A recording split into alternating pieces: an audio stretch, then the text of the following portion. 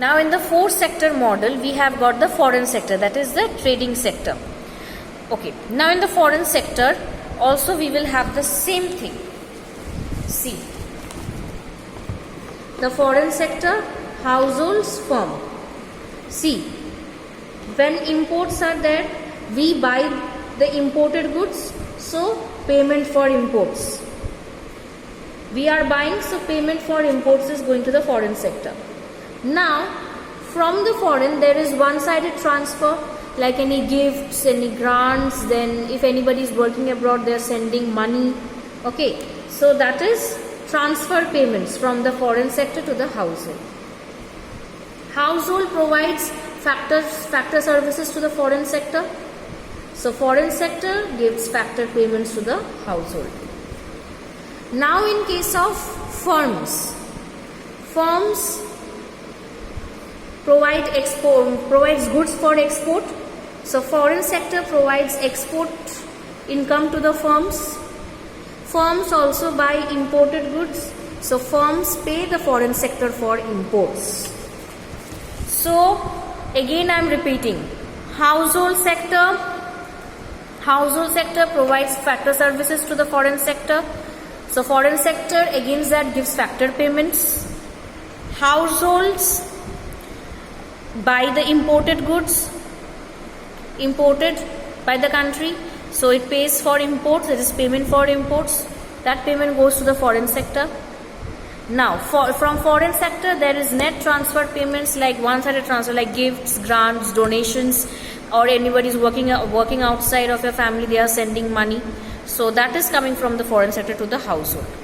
Now in case of firms provide goods for exports to the foreign sector. The foreign sector against does export, provides the firms with the money, that is receipts from exports. Now firms buy the imported goods, that is imported from the foreign sector, and thus pays for the imports, that is payment for imports.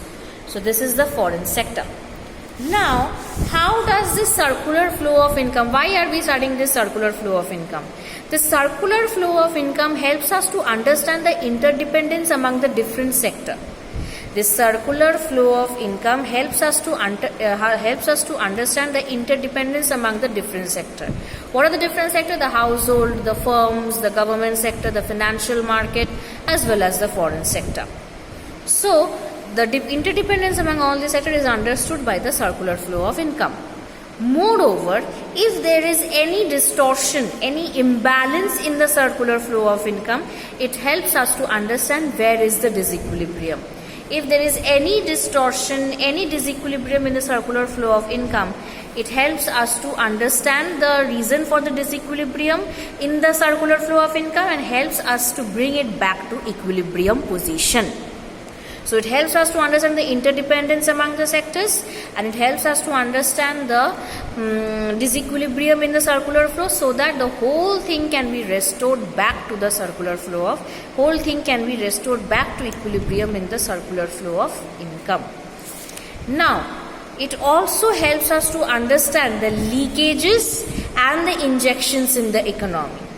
The circular flow of income also helps us to understand the leakages and the injections in the economy.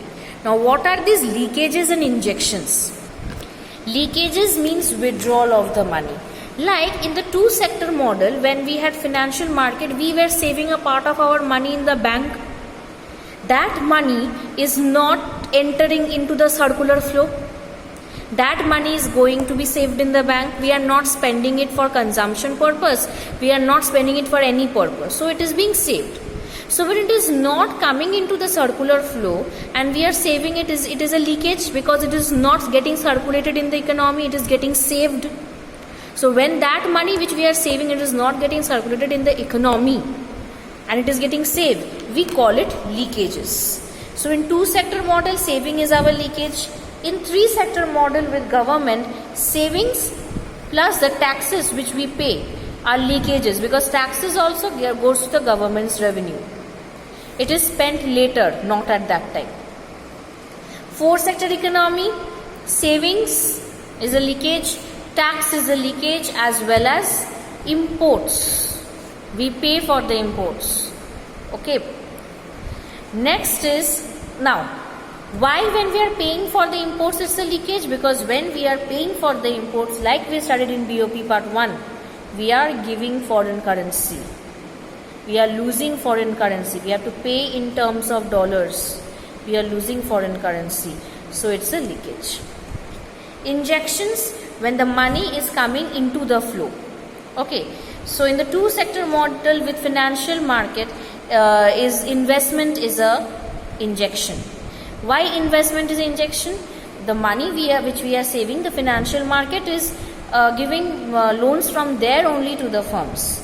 So when they are borrowing, that means they are borrowing for investing it to produce goods, to pay the factor services, provided by the household.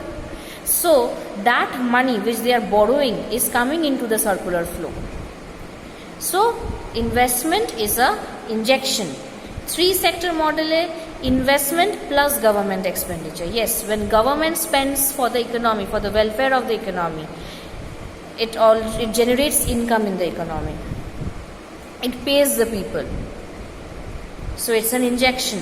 Four sector model, investment plus government expenditure plus exports, because when we are exporting things outside, that means they are paying us. We are earning foreign currency, they are paying us. So it's an injection into the economy. Government expenditure, they are spending on the economy for the welfare of the economy. They are giving people employment. It is generating income. They are paying the people. Thus people are spending it in consumption expenditure, and the money is getting circulated in the economy. So government expenditure in a three sector economy is an injection. In four sector economy, export is an injection. Okay. Last use from circular flow is it helps in estimation of the national income. The circular flow of income helps in estimation of the national income also. Okay, so these are the three sectors, two sector, three sector, and the four sector model that we did in the circular flow of income. Next we will be moving to the basic concepts of macroeconomics.